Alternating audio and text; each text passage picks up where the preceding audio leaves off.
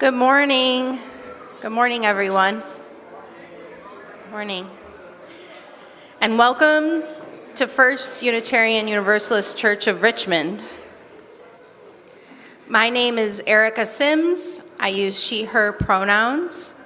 I'm a Caucasian woman, and today I'm wearing a blue jacket and a black dress, and I have long gray and brown hair. And it is my privilege to serve on your board of directors. And for those of you who are new to UU and members and friends who are tuning in from near and far, welcome. We are so grateful to be here with you and to connect with you. We're a community of many faith journeys and beliefs, committed to deliberately diverse and fully inclusive religion. We want you to know that whoever you are, you belong here. We are a community that is resilient and committed to healing, and we do the work that needs to be done, maintaining and establishing our relationships. Let us continue to stand together on the side of love. For more information, visit our website, richmonduu.org, or subscribe to the YouTube channel to view past services. Log in 5 to 10 minutes early to catch preceding announcements, and join coffee chat prior to service. We now ask you to silence your cell phones. Thank you for being with us today. May this be a comforting, centering, and restorative moment for you.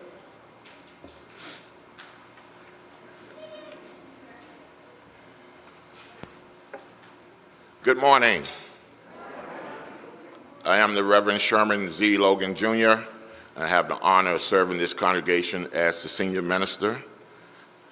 I am a tall, brown-skinned black man, bald head, white beard, tortoise-shell rimmed glasses, a black pinstripe suit with a white stole and a black and white bow tie.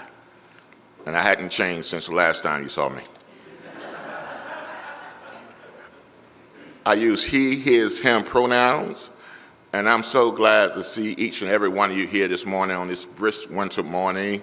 I apologize again for not having a lot of heat in the room, but as you get closer to each other, you can feel your warmth. And I hope you don't mind sitting next to your neighbor today. Joining us this morning, Jamie Kirkpatrick, music worship director. We have Diane Woodruff and Darlene Dragavon, our song leaders. In the AV booth, Jim Cregan and Eric Bowers. It is our custom here at First UU that we introduce our visitors. So if you are visiting with us today, and as you are comfortable, raise your hand and Jamie will bring the mic to you. Are there any visitors?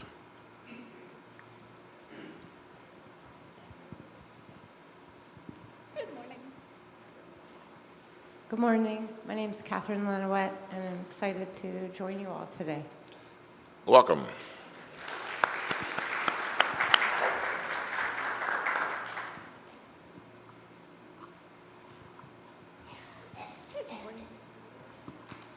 Good morning, everyone. My name is Nick, and this is my first time joining everyone. Thank you guys for having me. Welcome.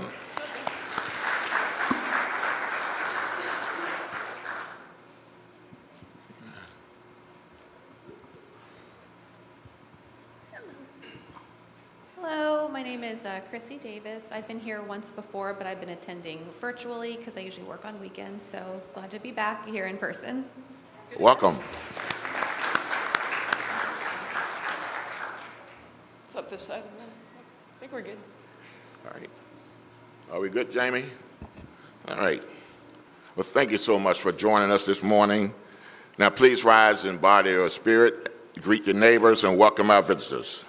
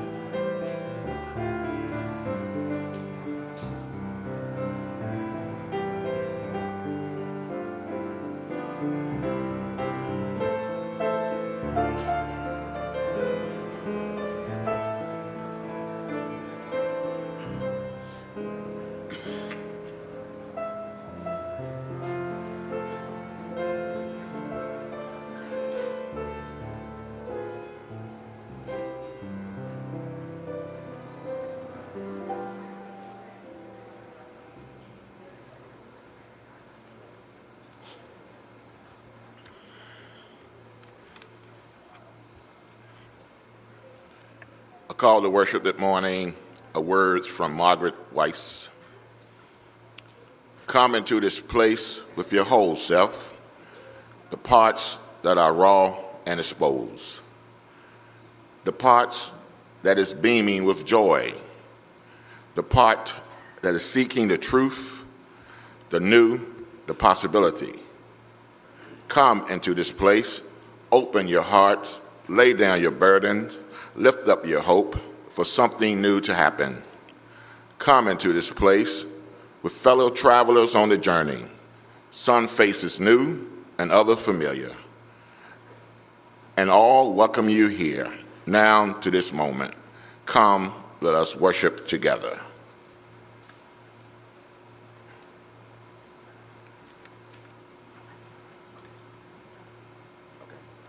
I would love to invite up Joe Rupp and Kristen Saby and their kids Libby and May to help light our chalice this morning.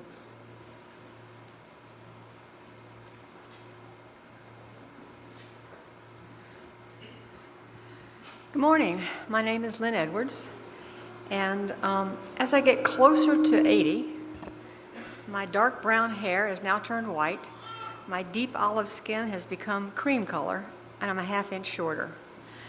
I have a navy blue top this morning with the warmest long white sweater I had, dark blue leggings with light white speckles and white sneakers and kind of sparkly earrings. Our chalice lighting this morning is The Persistent Flame by Amy Brooks. Even as the days grow shorter and our homes shrink smaller and our wicks burn lower and our will to endure flickers, we light this chalice to kindle a flame of warmth as a reminder of the connection that draws us into a community that opens us up. In gratitude for the breath in our lungs and the love in our hearts, for the gift of this day alive.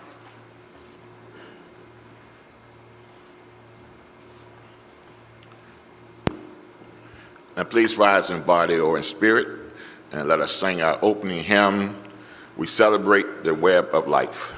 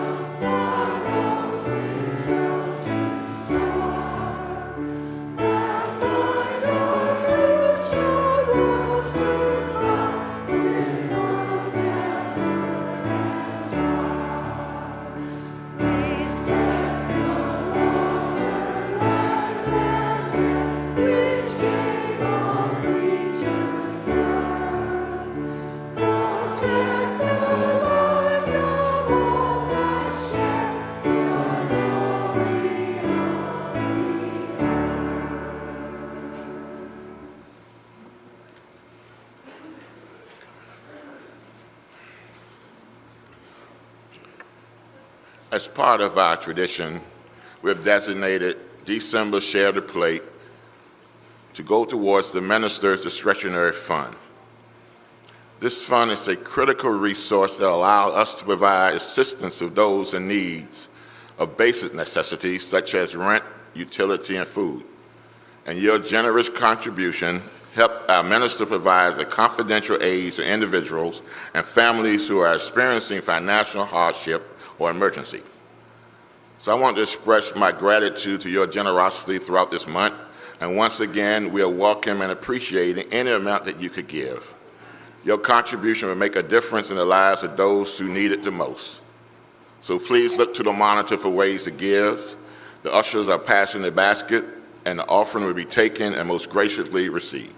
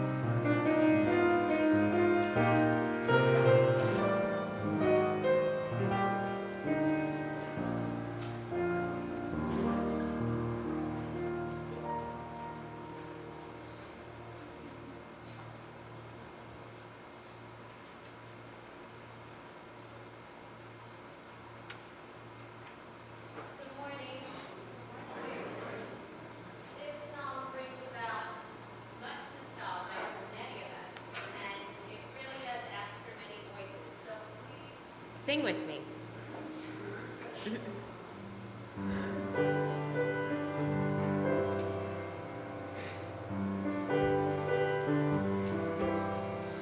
Why are there so many songs about rainbows, and what's on the other side? Rainbows are visions, but only illusions.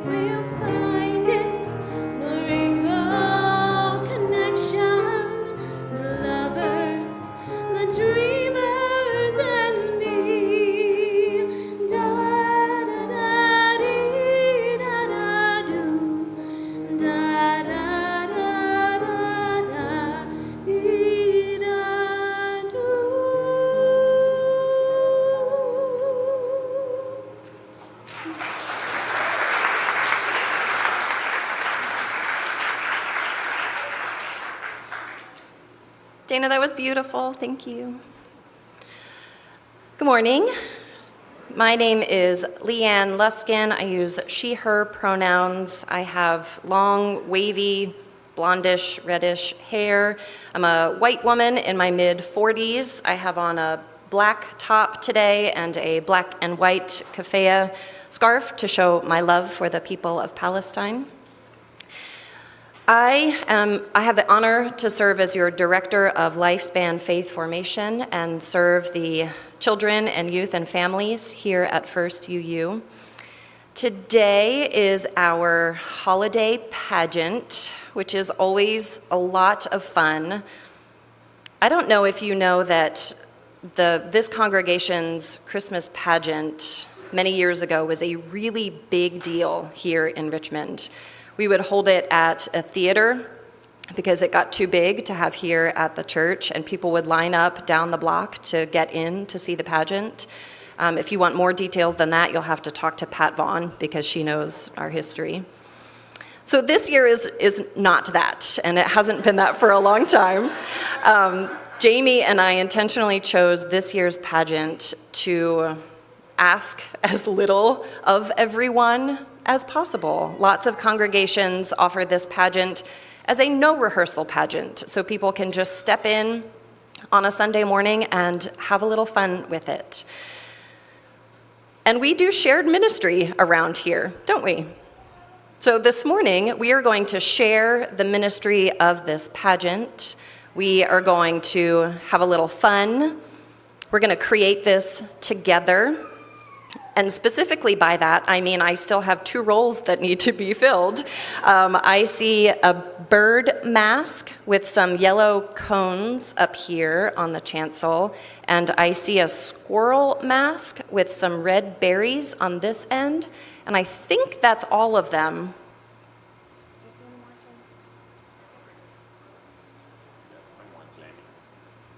Do we have a volunteer? Oh, yes. Is that Julian back there? Fantastic. Thank you, Julian. We have one more over here. I see a small person over here. Come on up. Do you want to be the squirrel, Amelia? It's right here on the end, and grab those berries too, okay?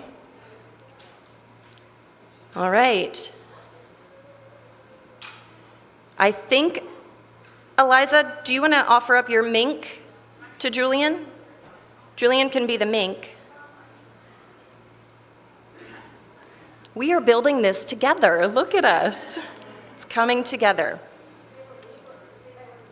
Does anybody want to be a blue jay? We still have a blue jay open. Oh, I see another hand over here. Is that Sunny? Sunny wants to be the blue jay. Fantastic. There are no lines to memorize. We have cue cards. Easy peasy. Here we go.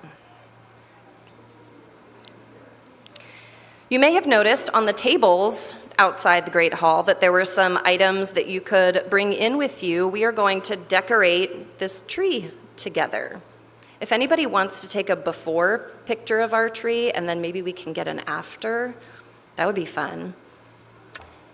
And I will use any excuse to throw in a rainbow. So it's going to become very rainbowy and very fun. Jamie and I also chose this pageant, thank you, for its theme. You're going to meet 2 little bear cubs who have not been through a winter yet. And so they're a little bit scared. The dark and the cold and the uncertainty can be a little bit scary. And some of us might be feeling like we're going into a place of uncertainty that might be a little cold, or we don't quite know what to expect. And I think we might find through this story that our friends show up. And they remind us about the color and the beauty, and that we're in this together. So I will invite up our narrator extraordinaire, Elena.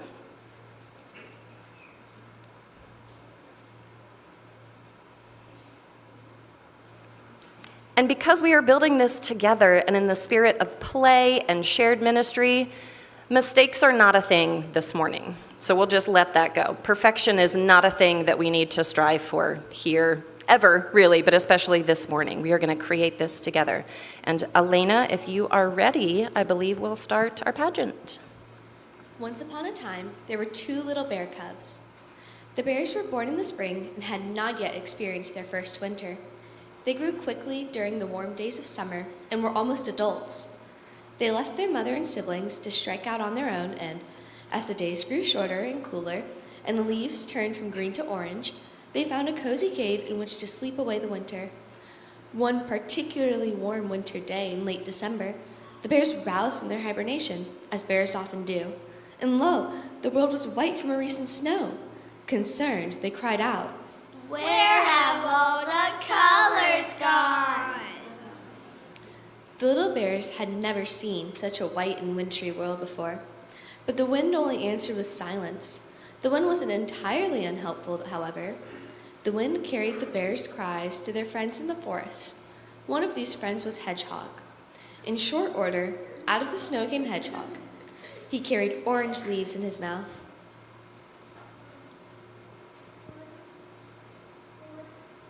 Is it actually working? Is it working? Okay, for the snow tree, so we will remember the warm glow of fall and the burning sunset of an evening sky.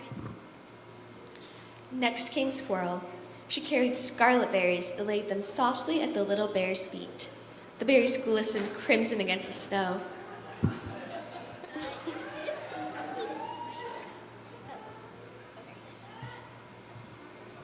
To remind us of flowers and fruits from the forest and fields.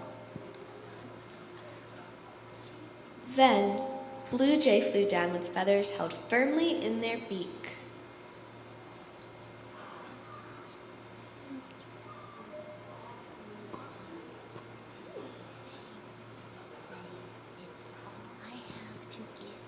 It's all I have to give. But these feathers are as blue as the summer sky. But these feathers Are as blue are as blue as the summer sky as the summer sky and the rolling waters of the river. and the rolling waters of the river.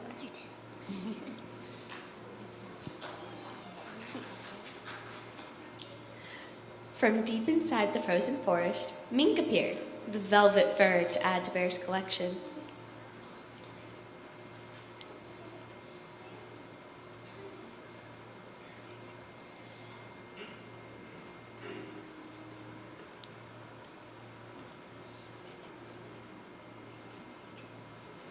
Nature's finest brown like the rich earth beneath the snow.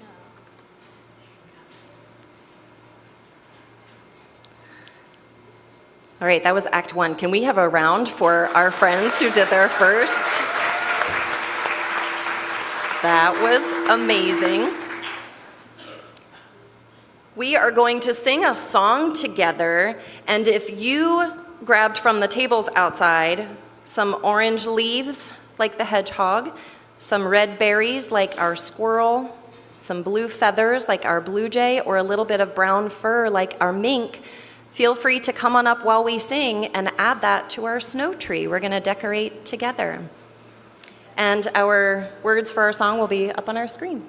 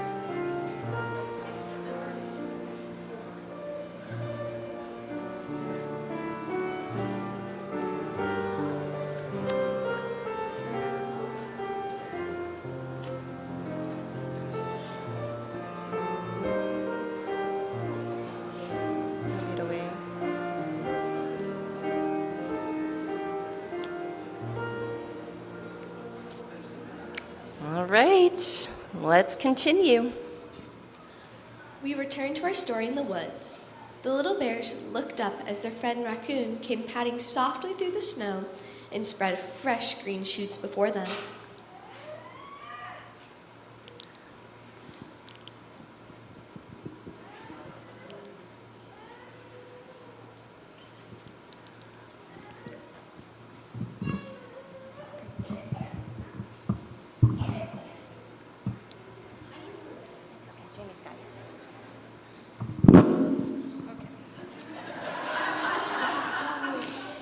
My offering is to remind us of the green of spring and the new life after the sleep of winter.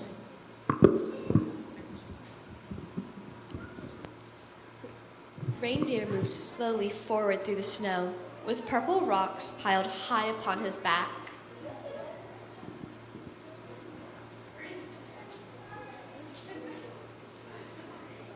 Here comes our reindeer.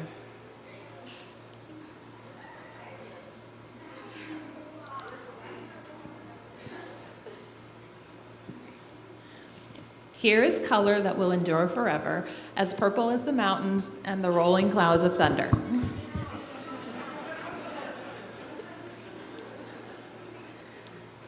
Bunting alighted on a nearby branch, laden down with yellow cones.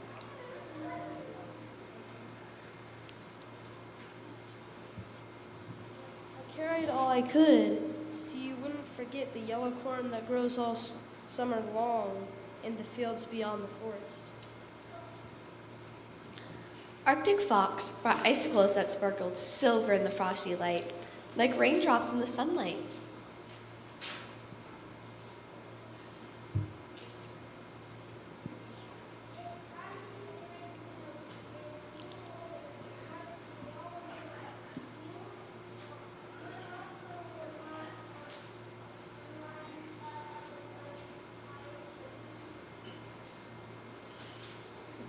We couldn't quite hear our fox, but he did a great job saying, "It is time to decorate the snow tree, and you little bears will guard this tree all winter long. Your black fur will remind us of night's velvet darkness." Good job.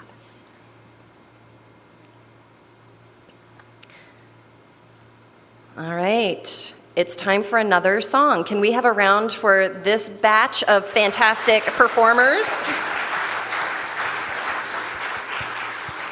If you still have any items, this is the time to put our green shoots, any purple rocks, yellow cones, or any icicles. And if you've already added yours, that's great. We're just gonna sing. So our words for our next song will be up on the screen.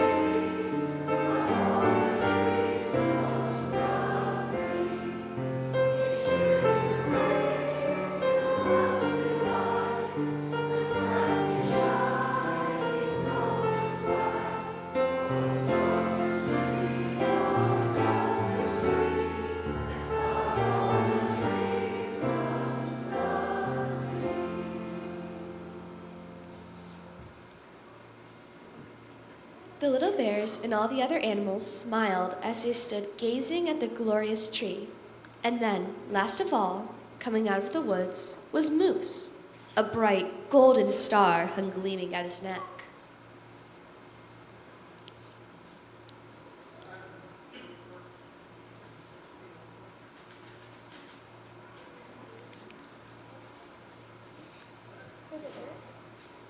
Set the star high upon the tree.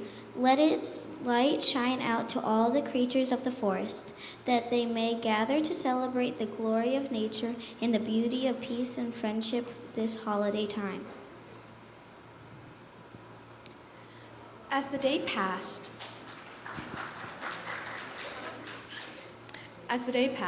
the animals celebrated with the bears and continued to talk and laugh. As the daylight waned, one by one, each took their leave as they sought their nighttime lairs. What? Where are you going? We haven't seen each other in months. And why is it getting dark so soon? Night fell, and the little bears were left alone with the snow tree. As it became darker and darker, the tree's beautiful colors and reminders of warmer days waned until the forest faded into a blur of soft grays and blues. Left alone in the strange land of snow and cold, the bears felt themselves beginning to tear up when Owl arrived on silent wings.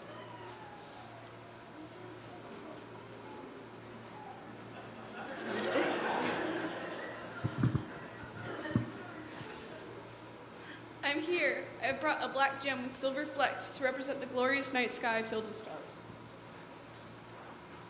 Little bears, I see tears. Have you been crying? Yes, I miss the warmth and light. I don't like how everything is cold and dark now.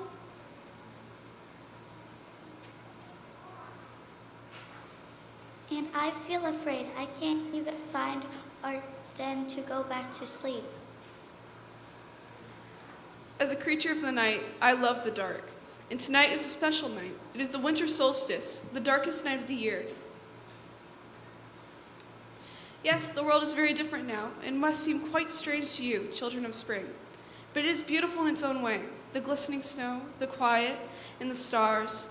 Oh, the stars. Have you seen them?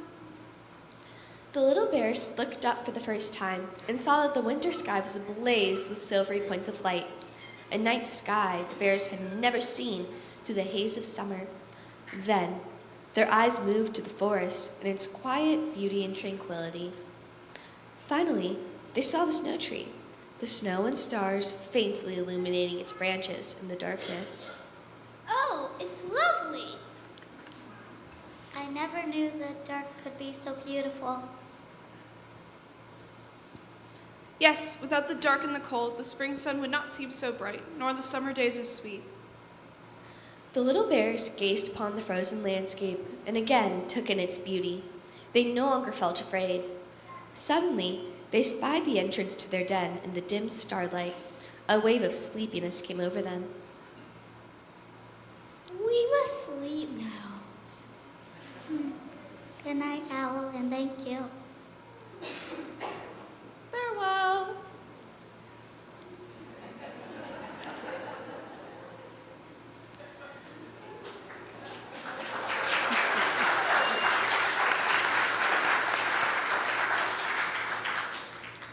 With one last glance at the snow tree, the little bears made their way to their den and curled up for a long winter sleep.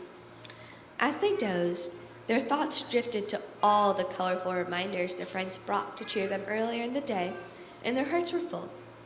Although they longed for the warmth and sunny days of spring, the beautiful snow tree, cloaked in silence and silvery starlight, lingered in their dreams all winter long. Friends, let us gaze at our snow tree and take these moments to remember the truths that the solstice brings to us, that the darkness is a part of life and holds its own beauty, and that the light and color always return. Can we hear it for our pageant participants?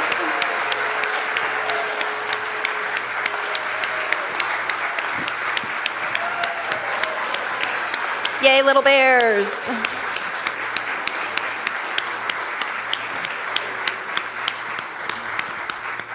I want to send some gratitude to Brooke Plotnick and her daughter Adele, who helped a lot with this play. And then because life is life, Adele was not feeling well this morning, and she was not the only one. So I just deeply appreciate your sense of fun and adventure, and that you will step in and fill roles. And that's what we do, right? We step in and we fill the needs. So thank you all so much. Applause for all of you, for everybody.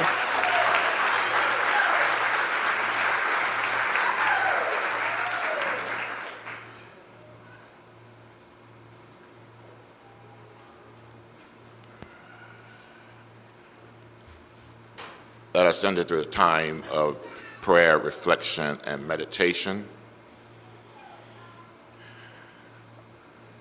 And our meditations this morning are words by Kyle Johnson.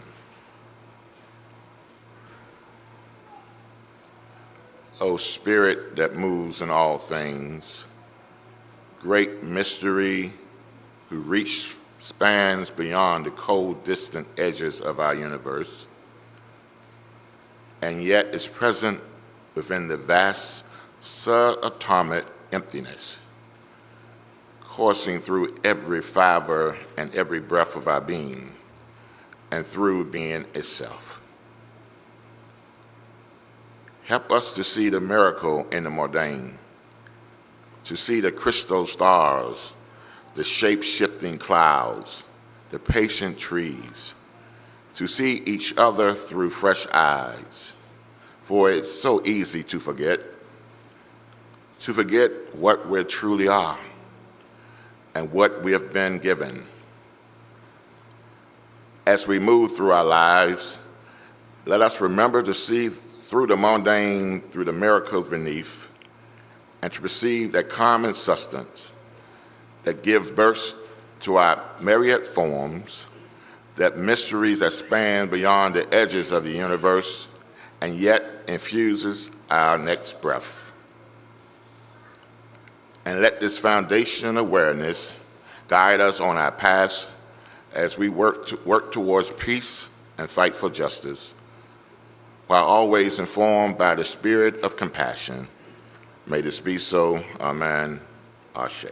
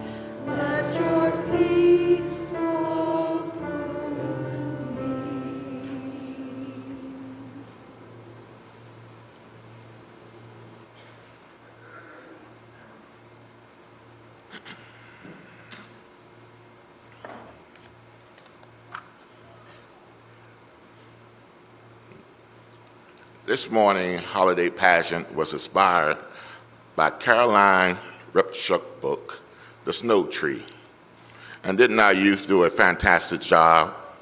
Let's hear it from them again.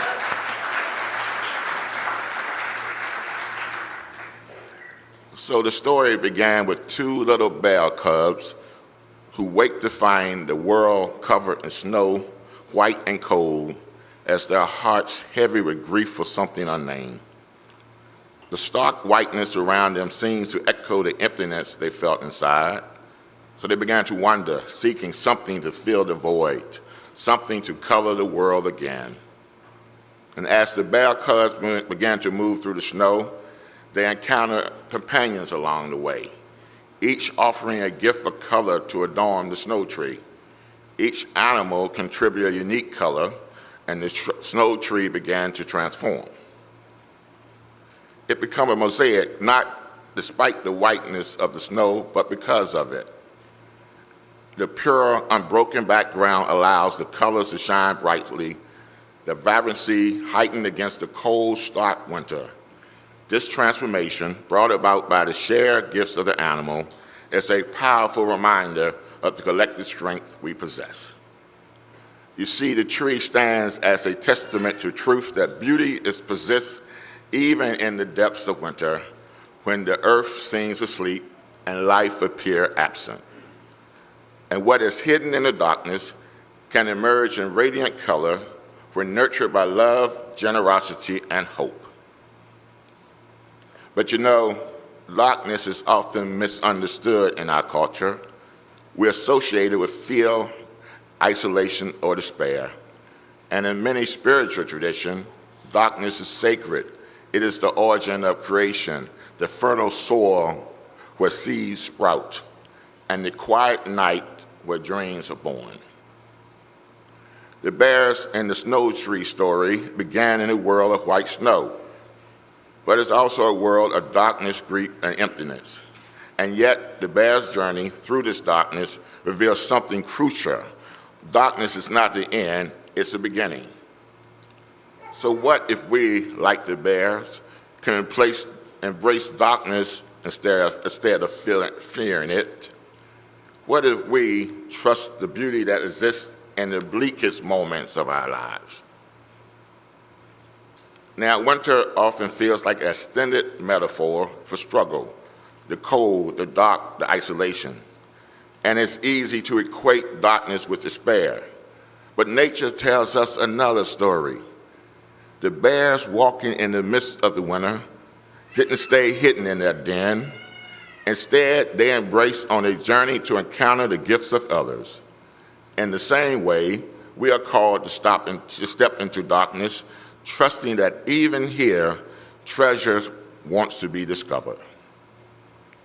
The late UU theologian Forrest Church reminds us, hope doesn't arise from the absence of darkness, but from the courage to walk through it. The snow-covered forest in the snow tree story is not lifeless, it is alive with potential. And so too are we. The darkness is not a void, but a space cradling new possibilities. But friends, the good news is that darkness doesn't last forever. And the story of the snow tree reminds us that darkness is not eternal. The bears began the world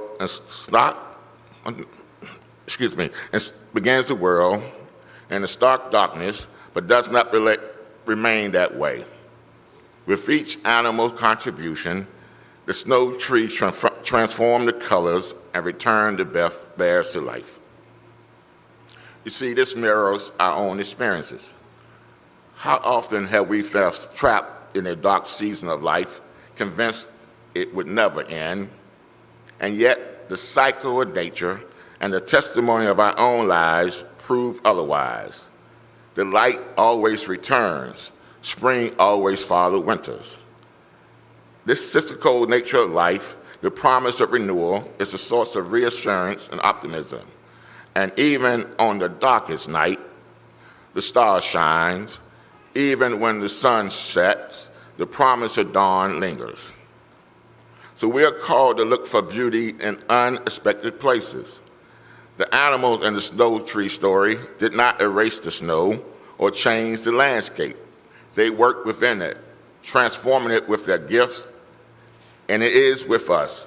We cannot avoid the darkness of life, whether it is grief, uncertainty, or fear, but we can bring our vibrant gifts to it, and we can find beauty amidst hardship, just as the animals found beauty in the cold snow. Now, this is not a call to deny the pain of darkness, but to see beyond it. And the tree in the story become a symbol of resilience because of the contribution of many. And together, the animals create something beautiful and something sacred. And as people of faith, we recognize that sacred is not confined to the light, that sacred resides in the silence of a snowy night, in the stillness of a winter forest in the dark sky, where stars shine brightest.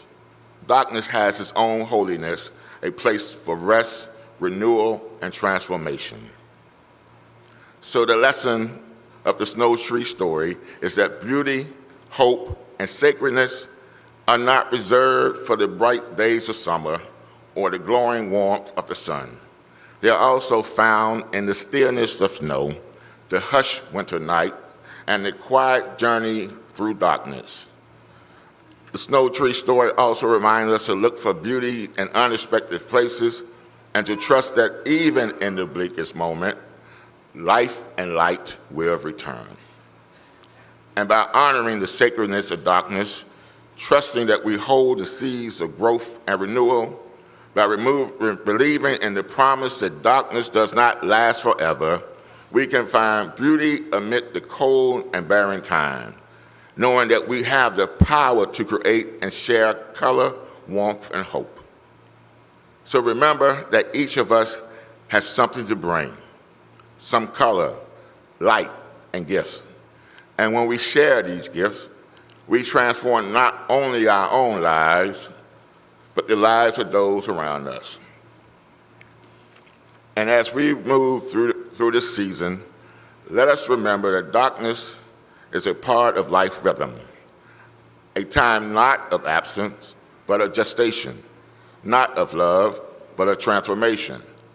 So let us look for the gifts it brings, the color it reveals, and the sacredness it holds. So may we carry with us the story of the snow tree. Let us trust into the cycle of life, knowing that spring always follows winter and light always returns. And may we, like the animals in the story, bring our own unique gifts to the world, transforming even the darkest moments into something beautiful. May this be so.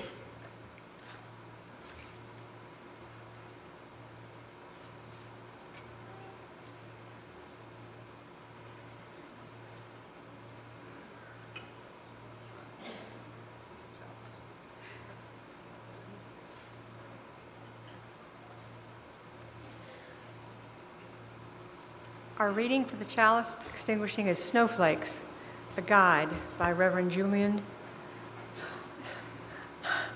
Jamaica Soto. How do we spring back into shape? After a long week, an election season that drags, a broken heart that's still not healed, raw but beating. No duct tape will ever cover those cracks. No glue will mend the gap. Some people think they can shame you, make you small by calling you a snowflake. What they don't know is this: the snow is bright because the lines and lacy edges, the crystals stacked, reflect back the light shone down on them. And the light keeps shining just as you do. In this community, you choose each other. You insist on blazing brilliant. Your unique configuration is the universe's expression of what it means to be alive. And together, many snowflakes make a mountain.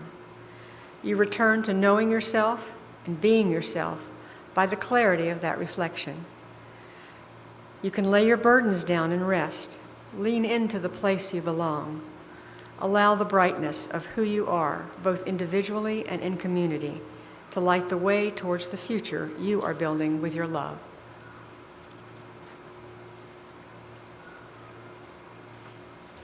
Thank you, Lynn. I want to take a moment just to, again, recognize and show appreciation to our wonderful Director of Lifespan Faith Development, Leanne Luskin.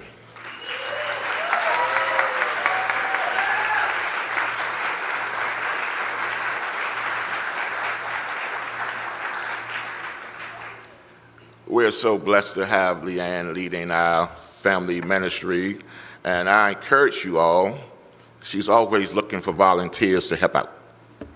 So see her after the service. So please rise with body and spirit. And as I share the benediction with you all.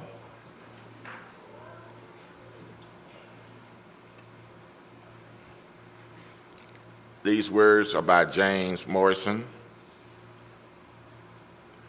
Within each of our hearts, there is a most glorious light. Go forth and let its sparks help you understand what trouble both you and others. Go forth and let its light of reason be a guide in your decision. Go forth and bring it rays of hope to those in need of help in both body and spirit, that they may find healing. Go forth and fan the flames of passion to help heal our world. Go forth and spread the warmth, glow of love, pushing back the darkness of the world. Go forth and share your glorious light with the world. Now let us sing our closing hymn, De Calais.